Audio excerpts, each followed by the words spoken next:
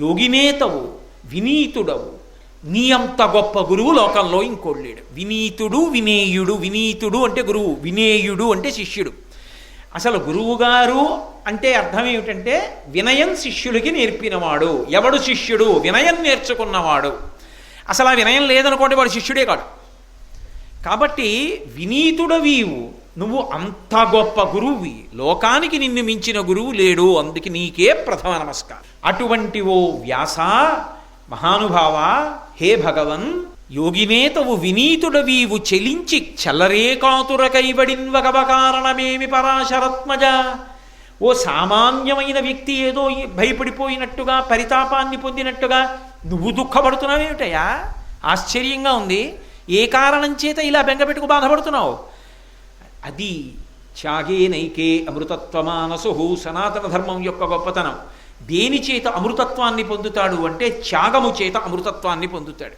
ఆయన అన్నాడు, ఇంతమందికి ఇన్ని అందించాను, 18 పురాణాలు ఇచ్చాను, వేదాలు విభాగం చేశాను, భారతంలోనే భగవద్గీత చెప్పాను, బ్రహ్మసూత్రాలు ఇచ్చాను, కానీ ప్రజలు తేలికగా సంతోషంగా చదువుకుని తరించడానికి కావలసినది ఏదో నేను ఇవ్వలేకపోయానని బాధగా ఉందయా మనసులో. ఇంకా ఏదో వెలితిగా ఉంది. అందుకని నేనేదో పూర్తి చెయ్యలేకపోయాను అన్న పరితాపం కలుగుతోంది. ఎందువల్ల నారదా అని అడిగితే ఆయన అన్నాడు, ఓ మహానుభావ వ్యాస మహర్షి, అపశబ్దంబుల కూడియున్ హరిచరిత్రాలాపనముల్ సర్వపాప పరిత్యాగము చేయు కావున హరిన్ భావించుచున్ పాడుచున్ జపముల్ చేయుచు వీనులన్ వినుచు అశ్రాంతంబు కీర్తించుచున్ తపసుల్ సాధులు ధన్యులౌదురు కదా తత్వజ్ఞ చింతింపువా అన్నాడు. తత్వజ్ఞ అని పిలిచాడు. తత్వము తెలుసున్నవాడా, సమస్త సారం ఎరిగినవాడా, ఒక్క విషయాన్ని ఇవ్వలేదని నీ మనసు ఎందుకు బాధపడుతోందో తెలుసా? అందరూ అన్ని విషయాలు సక్రమంగా ఉచ్చరించలేరు. ఉచ్చారణ ఎందు దోషం వస్తుంది. అపశబ్దంబుల కూడియున్, సరిగా పలకకపోయినా లోకంలో రక్షణనిచ్చేదేది? అపశబ్దంబుల కూడియున్ సర్వపాప పరిత్యాగము చేయునది హరిచరిత్రాలాపనముల్. ఆ శ్రీ మహావిష్ణువు యొక్క కథలున్నాయే, ఆయన కథలు పాడుతుంటే, ఆయన కథలు వింటుంటే, ఆయన కథలు పలుకుతుంటే, ఆయన కథలు చెప్తుంటే అందులో పొరపాటున ఉచ్చారణ దోషములు వెళ్ళినా కూడా సర్వపాప పరిత్యాగము చేయు కావున అన్ని పాపములు పోతాయి. కాబట్టి లోకులందరూ ఏం చేస్తుంటారు అంటే ఆయన యొక్క కథలని భావించుచున్ ఎప్పుడూ వాటినే భావన చేస్తుంటారు. జపములు చేయుచు ఆయన యొక్క నామములు, ఆయన యొక్క మంత్రములు జపం చేస్తుంటారు. వీనులన్ వినుచు చెవులారా వింటూ ఉంటారు. దాన్నే ఎప్పుడూ కీర్తనగా పాడుతూ ఉంటారు. దాని గురించే ప్రసంగాలు చేస్తూ ఉంటారు. వీనులన్ వినుచు నశ్రాంతంబు కీర్తించుచున్ తపస్సులు సాధులు ధన్యులౌదురు కదా. తపస్సు చేసేటటువంటి తపస్సులు, సాధుపురుషులు, మహాభక్తులు, ఉత్తములైనటువంటి వారు ఆ కథలు పట్టుకుని ధన్యులైపోతున్నారు కదా. భగవన్, మీరు ఆ విష్ణు కథల యొక్క సమాహారమైనటువంటి భాగవత గ్రంథాన్ని లోకానికి ఇవ్వలేదు. కాబట్టి హరినామస్తుతి చేయు కావ్యము సువర్ణాంభోజి హంసావళీ సురుచిభ్రాజితమై మానస సరస్ఫూర్తిన్ వెలుంగొందు శ్రీ హరినామ స్తుతిలేని కావ్యము విచిత్రార్థాన్వితంబయ్యు శ్రీకరమయ్యుండద యోగ్య దుర్మదనత్కాకోల కర్తాకృతిన్. ఏ గ్రంథంలో, ఏ పురాణంలో, ఏ పుస్తకంలో శ్రీహరి యొక్క విశేషాలు వర్ణింపబడతాయో అటువంటివి సాధుపురుషులు, పరమభక్తులు, తాపసులు, ఇటువంటి వాళ్ళందరూ చేరుకునేటటువంటి హంసలు చేరేటటువంటి మానస సరోవరం. మానస సరోవరానికి ఏ వెడతాయి? హంసలు వెడతాయి. హంసలు తిరుగుతుంటాయి మానస సరోవరంలో. అదే తద్దినాలు పిండాలు పెట్టేటటువంటి రేవు ఉందనుకోండి, అక్కడికేమొస్తాయి? కాకులు వస్తాయి. బురదతో కూడుకుని ఉంటుంది, దుర్వాసనతో కూడుకుని ఉంటుంది. ఏమయ్యా, శబ్దగుణం ఎంత గొప్పగా ఉన్నా, ఎంత గొప్ప కవిత్వం చెప్పినా అందులో భగవంతుని యొక్క స్తోత్రం లేనినాడు అది ఎటువంటిది అంటే దుర్మదనత్కాకోల కర్తాకృతిన్. కాకులు వచ్చి వాలేటటువంటి పిండములు పెట్టేటటువంటి రేవెటువంటిదో అటువంటిది. భగవత్కథలతో కూడుకున్నటువంటి గ్రంథములు హంసలు వచ్చి చేరేటటువంటి మానస సరోవరం లాంటిది. కాబట్టి హరినామస్తుతి చేయు కావ్యమును వివద్దు లోకానికి. భగవత్ కథలతో, భాగవతుల యొక్క కథలతో ఆయన భక్తుల్ని ఎలా ఆదరించి రక్షించాడో చెప్పినటువంటి భాగవత పురాణాన్ని లోకానికి అందించద్దు? అందుకని భాగవత గ్రంథాన్ని రచన చెయ్యి. నారద మహర్షి చెప్పినటువంటి మాట విన్నటువంటి వ్యాస భగవానుడు లోకం కోసమని అప్పుడు భాగవత గ్రంథాన్నంతటినీ కూడా రచన చేసి మనకందరికీ కూడా అందించారు. ఆ భాగవతం లోకంలోకి రావడం వల్ల వచ్చినటువంటి ప్రయోజనం, ఆ భాగవతం సప్తాహం 7 రోజులు వింటారు, 7 రోజులు చదువుతారు. ఏమిటి దాని అర్థం? ఎన్నేళ్లు బతికున్నా ఆది సోమ మంగ బుధ గురు శుక్ర శని 7 రోజులే. అంటే బతికున్నంతకాలం చదవవలసింది, బతికున్నంతకాలం వినవలసినది, నిత్యపారాయణ యోగ్యత కలిగినది భాగవతం. అటువంటి భాగవత గ్రంథాన్ని లోకానికి ఇచ్చినవాడు వ్యాస భగవానుడు. ఆయన చేసినటువంటి ఉపకారాలను ఆలోచించినప్పుడు సంవత్సరం మొత్తం మీద ఒక తిథిని ఆయనకి ఇచ్చేశారు. ఇచ్చి ఆయనకి నమస్కారం చేయి, లేకపోతే కృతఘ్నులమైపోతాం. బ్రహ్మగ్నే చ సురాపే చ చోరే భగ్న వ్రతే తదా నిష్కృతిర్విహితా సిద్ధి కృతఘ్నో నాస్తి నిష్కృతి. లోకంలో బ్రహ్మహత్య చేసిన వాడికి, దొంగతనం చేసినటువంటి వాడికి, సురాపానం చేసినటువంటి వాడికి ఒక వ్రతం చేస్తాను అని నీళ్లు ముట్టుకుని ప్రమాణం చేసి ఆ వ్రతం చెయ్యకుండా మధ్యలో విడిచిపెట్టేసి వ్రతభంగం చేసిన వాడికి కూడా ప్రాయశ్చిత్తం ఉందేమో, కానీ ఒకడి వలన ఉపకారమును పొంది ఉపకారము పొందినటువంటి వాడికి తిరిగి ప్రత్యుపకారము చేయవలసిన అవసరం ఏర్పడినప్పుడు, నమస్కరించవలసిన అవసరం ఏర్పడినప్పుడు ఆ నమస్కారము చెయ్యకుండా తప్పుకున్న కృతఘ్నుడికి మాత్రం లోకంలో ప్రాయశ్చిత్తము లేదు. కృతఘ్నో నాస్తి నిష్కృతి. అందుకని వ్యాస పౌర్ణిమ నాడు వ్యాస భగవానుడికి నమస్కరించి ఆయన అనుగ్రహమునకు పాత్రుడవు కా అని సంవత్సరంలో ఒక తిథిని వ్యాస మహర్షికి ఇచ్చారు. అంతేనా వ్యాసుడు చేసింది లోకానికి? కాదు. వ్యాసుడు లోకోద్ధారకుడైనటువంటి కుమారుణ్ణి కని లోకానికి ఇచ్చాడు. అందుకే అసలు ఈ సృష్టి మొత్తం మీద అద్భుతమైనటువంటి వ్యక్తులుగా చెప్పబడేటటువంటి వాళ్ళు ఇద్దరు. ఒకడు శుకుడు, వేరొకరు వామదేవుడు. శుకుడు జన్మతః బ్రహ్మజ్ఞాని. ఆయన అసలు పుట్టిన తరువాత ఏదో ఉపనయనం చేసుకుని గురువుగారి దగ్గరికి వెళ్ళి వేదం చదువుకుని శాస్త్రం చదువుకుని అవన్నీ చేసినవాడు కాదు. ఏదో గత జన్మల యొక్క కర్మాన్ని పాపపుణ్యాలుగా సుఖదుఖాలుగా అనుభవించడానికి పాంచభౌతికమైనటువంటి శరీరంతో వచ్చినటువంటి వాడు కాడు. వ్యాస మహర్షి యొక్క తపస్సు చేత వచ్చాడు ఆయన. అందుకే వ్యాసుడు ఒకప్పుడు పరమశివుడి గురించి గొప్ప తపస్సు చేశాడు. అంటే పరమశివుడు ప్రత్యక్షమయ్యాడు. ఏం కావాలని అడిగాడు? పంచభూత సమానుడైనటువంటి కుమారుడు కావాలని అడిగాడు. పంచభూతములు ఎటువంటి? ఓ పృథివాపస్తేజో వాయురాకాశములే ఈ బ్రహ్మాండమంతా నిండిపోయి ఉంటాయి. అవి ఎంత పవిత్రములో, ఎంత మూలాధారములో అటువంటి తత్వము కలిగిన కొడుకు కావాలి. అనుగ్రహించాను, తథాస్తు అన్నాడు. అంతటి మహాపురుషుడు పుట్టాలి. ఎవరికి కొడుకుగా? వ్యాసుడికి కొడుకుగా. వ్యాసుడి యొక్క తేజస్సుగా శక్తి ఉంది. ఎందుకని? పరమశివుని యొక్క వరం కూడా ఉంది. కానీ పట్టగలిగిన క్షేత్రం ఇది. ఎవరు పట్టుకోగలరు ఆయన తేజస్సుని? ఎవరు ఆయన్ని చూసి అలా తట్టుకోగలరు?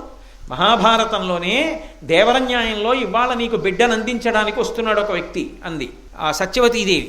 అంబిక, అంబాలిక రకరకాలుగా ఊహించుకున్నారు. భీష్ముడు వస్తాడనుకున్నారు, లేకపోతే ఏదో ఉత్తమ క్షత్రియుడు వస్తాడనుకున్నారు. అకస్మాత్తుగా వ్యాస భగవానుడిని చూసేటప్పటికి, ఆయన తేజస్సు చూసేటప్పటికి భయపడిపోయి కళ్ళు మూసుకున్నారు. అటువంటిది అంతటి మహాతేజస్శాలి అయినటువంటి వ్యాసుని యొక్క తేజస్సు కదిలితే దాన్ని పట్టి నిలబెట్టుకుని పిండంగా పోషించగలిగినటువంటి ఉత్తమ క్షేత్రం ఇది లోకంలో. మరి ఎలా కొడుకు పుట్టడం? అది భగవతి యొక్క అనుగ్రహం. భగవంతుని యొక్క సంకల్పం అంత విచిత్రంగా ఉంటుంది. లోకంలో పరమమంగళప్రదమైన వస్తువులు ఉంటాయి. అవి కనబడితే నమస్కారం చేసి ప్రదక్షిణం చేయాలి. ఓ పూర్ణకలశ కనబడింది అనుకోండి, నమస్కారం చేసి ప్రదక్షిణంగా వెళ్ళాలి. ఓ దేవాలయం కనబడింది అనుకోండి, ప్రదక్షిణంగా వెళ్ళాలి. తల్లిదండ్రులు కనబడ్డారనుకోండి, ప్రదక్షిణంగా వెళ్ళాలి. గురువుగారు కనబడ్డారనుకోండి, ప్రదక్షిణంగా వెళ్ళాలి. ఒక అరణి కనపడింది అనుకోండి, అందులోంచి పవిత్రాగ్నిని మథనం చేసి పుట్టిస్తారు. మీరు ఇక్కడ వెంకటేశ్వర వైభవోత్సవాల్లో చూస్తూ ఉంటారు. దాన్ని కొయ్య పెట్టి, కొయ్యలో కొయ్యని పెట్టి అందులో దూది పెట్టి రాపాడిస్తారు. రాపాడిస్తే ఘర్షణ శక్తి చేత పొగ పొట్టి నిప్పురవ్వలు వస్తాయి. నిప్పురవ్వలు వచ్చి దూది అంటుకుని చిన్న జ్వాల వస్తుంది. వెంటనే తులసి పుల్లలు అవి వేసి ఆ అగ్నిని పట్టుకుంటారు. పట్టుకుని అప్పుడు ఆ అగ్నిని పట్టుకెళ్ళి ఒక పాలికలో పట్టుకెళ్ళి దాన్ని యజ్ఞకుండంలో వేసి అందులోంచి యజ్ఞాగ్నిని కలుస్తారు. తప్ప లౌకికాగ్ని అంటే అగ్గిపుల్ల గీసి వెలిగించారు. దానికి అరణి మథనం చేసి అందులోంచి అగ్ని రగల్చాలి. అది పరమ పవిత్రమైనది. ఎందుకంటే అది యజ్ఞానికి ఉపయోగపడుతుంది ఆ అగ్ని. అటువంటి అగ్నిని పుట్టించేటటువంటి అరణి మంథనము, దానికి సంబంధించినటువంటి ఆ పరికరము అత్యంత ప్రధానము. దానికోసమే పాండవులు పరిగెత్తారు కూడా. అది మళ్ళీ ఒక మునికి ఇప్పించడం కోసం భారతంలో. అంత గొప్ప వస్తువు బ్రాహ్మణ్యం నిలబడడానికి, బ్రాహ్మణుడి యొక్క నిత్యకర్మ నెరవేరడానికి అటువంటి అరణిని మథనం చేస్తున్నాడు. అంతకుముందు ఘృతాచి కనపడింది. ఆ ఘృతాచిని చూసి కామమోహితుడయ్యాడు. అంటే ఆయనకి నిజంగా కామం కలుగుతుందా? మరి ఘృతాచి ఎందు కామమోహితుడైతే ఘృతాచి ఎందుకు పట్టలేదు ఆయన తేజస్సుని? పట్టలేదు ఆయన తేజస్సుని. ఎందుకంటే అది అగ్నిహోత్ర సమానం, దాన్ని పట్టడం సాధ్యం కాదు. కడుపులో పెట్టుకుని పిండం చేయలేరు ఎవరు దాన్ని. అందుకని ఆమె అంతర్ధానమై చిలుక రూపాన్ని పొందింది. చిలుక రూపాన్ని పొంది నిలబడితే ఆయన కామము దాని ఎందే నిలబడింది. నిలబడగా వీర్యము స్ఖలనమై అరణిని ఎందు అరణి నుంచి పుట్టాడు. అగ్ని ఎలా పుడుతుందో అంత తేజస్సుతో పుట్టాడు ఆ పిల్లాడు. ఆయనకే శుకుడని పేరు. చిలుకని చూస్తూ ఉండగా ఆయన కామమోహితుడయ్యాడు కాబట్టి చిలుక ముక్కుతోటే వచ్చాడు. వచ్చినటువంటి వాడు ఆయన పేరే శుక. అంటే కర్మ చేస్తున్నాడు, ఇంకా వేదాన్ని పట్టుకుని వేదమంత్రాలు పట్టుకుని కర్మ చేస్తూ ఇంకా సాధన చేస్తూ ఉన్నాడు. అంటే దర్భలు పట్టుకుంటారు కుశ. ఇక దర్భలు పట్టుకోవలసిన అవసరం కూడా పోయింది. పరమజ్ఞానంతో ఎప్పుడు బ్రహ్మాన్ని అనుభవిస్తూ ఉంటాడు. ఇక ఆయనే బ్రహ్మం అంతటా నిండిపోతాడు ఆయన. ఇక శరీరం అనబడేటటువంటి ఒక చిన్న ఉపాధికి పరిమితం అవడు. అంతటా నిండి నిబిడీకృతమైపోయిన ఆత్మగా నిలబడతాడు. అలా నిలబడగలిగినటువంటి తత్వముగా మారిపోయి పుట్టాడు. పుడుతూ పిల్లవాడు కానీ మహాజ్ఞాని. అందుకని శుక అంటే కుశ. తిరగండి శుక అంటే అసలు దర్భలతో అవసరం లేదు, కర్మానుష్ఠానం అక్కర్లేదు ఆయనకి. అంతటి మహాజ్ఞాని.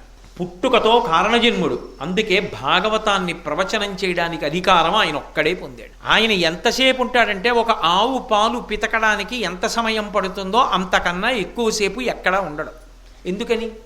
అంతకన్నా ఎక్కువసేపు ఉంటే ఎవరినో చూడడమో ఎవరితో పరిచయమో వాళ్ళు తన మనసులోకి వెళ్ళడమో జరుగుతుందని అలా లోపలికెళ్ళి అక్కర్లేని విషయాలన్నీ లోపలికెడితే బ్రహ్మముల గురించి ఆలోచన తగ్గిపోతుందని, ఇతర విషయం గురించి ఒక్క స్మరణ చేసే బదులు పరబ్రహ్మం గురించి స్మరణ చేయడం మంచిదని ఆ స్థితి నుండి తాను దిగకుండా ఉండడం కోసం అసలు నిలబడడాయి. పైగా బట్ట కూడా కట్టుకోకుండా తిరుగుతుంటాడు శుకబ్రహ్మ. అందుకే ఆయన వస్తుంటే పిల్లలందరూ వెంటబడ్డారు భాగవతంలో ప్రవచనం చేయడానికి వస్తుంటే. అటువంటి వాడు పరీక్షిన్ మహారాజు గారి యొక్క వైరాగ్యాన్ని చూసి, ఆయన తాపత్రయం చూసి, నేను మళ్ళీ పుట్టడం అంటూ జరిగితే అని ఆయన అన్నాడు. ఈశ్వర సంకల్పము నేడు మానదు భవిష్యత్ జన్మ జన్మంబులన్ హరి చింతారచయున్ హరిప్రణుతి హరి భాషాకర్ణ నాసక్తియున్ హరి పాదాంబుజ సేవయున్ కలుగు మీరర్థిన్ ప్రసాదింపరే అని అడిగాడు.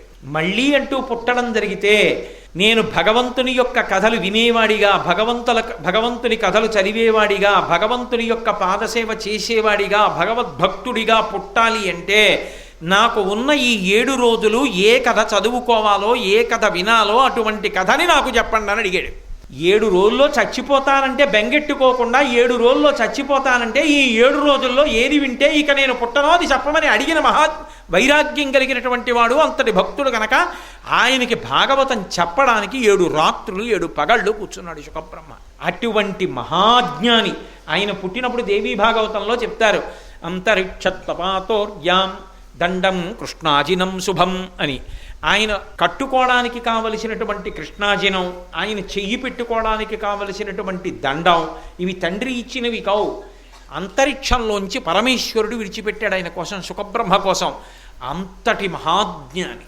ఆయన వెళ్ళిపోతున్నాడు పరమవైరాగ్యంతో. వెనక తండ్రి వ్యాస భగవానుడు ఎడుతున్నాడు. కొడకా కొడకా కొడకా అని పిలిచాడు. శుకుడు వెనక్కి తిరిగి చూడలేదు. చెట్లు చామలు ప్రాణులు అన్నీ ఓయ్. అదేమిటి? అవేశుకుడు. అవేశుకుడు ఎలా అవుతాడు? శుకుడు పరబ్రహ్మము, అంతటా ఉన్నది పరబ్రహ్మం ఒక్కటే. కాబట్టి ఆయన ఓయ్ అనవలసినది అన్ని ప్రాణులు ఓయ్ అని పలికాయి వెనక్కి వ్యాసుడికి. అటువంటి కొడుకుని కన్నవాడు వ్యాసుడు. అటువంటి కొడుకు ద్వారా భాగవతాన్ని లోకానికి అందించినటువంటి వాడు వ్యాస భగవానుడు. అంతటి మహానుభావుడు. అటువంటి కొడుకుని కని ఆ శుకుడు ముందు వెళ్ళిపోతుంటే అప్సరసలు స్నానం చేస్తున్నారు దిగంబరులుగా. వాళ్ళు అలాగే ఒంటి మీద బట్ట లేకుండా శుకబ్రహ్మకి నమస్కారం చేశారు ఆయన వెళ్ళిపోతుంటే. మళ్ళీ వెళ్ళి స్నానం చేస్తున్నారు. వ్యాసుడు వస్తున్నాడు వెనకాలన్నారు. ఓయ్ శుకా శుకా కొడకా అని పిలుస్తూ వస్తున్నాడు. వ్యాసుడు వస్తున్నాడు, నమస్కారం చేయాలన్నారు. గబగబా వచ్చి బట్టలు కట్టుకుని నమస్కారం చేశారు. ఆశ్చర్యపోయి వ్యాసుడు అన్నాడు, నా కొడుకు వెడుతూ ఉంటే దిగంబరులుగా నమస్కారం పెట్టారు, పెద్దవాడిని నేను వెడుతూ ఉంటే బట్టలు కట్టుకొని నమస్కారం చేశారు, ఏమిటి తేడా అని అడిగాడు. అడిగితే వాళ్ళు అన్నారు, నీకు ఇలా కంటితో చూడగానే ఈమె స్త్రీ ఈమె పురుషుడిని ఇంకా గుర్తిస్తున్నావు, నీ కొడుక్కి బ్రహ్మము తప్ప వేం కనపడవు. కాబట్టి ఆయనకి నమస్కారం చేస్తే బట్ట అక్కర్లేదు, చేశాం. నీకు చేస్తే బట్ట కట్టుకు చేశామన్నారు. అంతటి గొప్ప కొడుకుని కన్నవాడు వ్యాసుడు తపస్సు చేసి.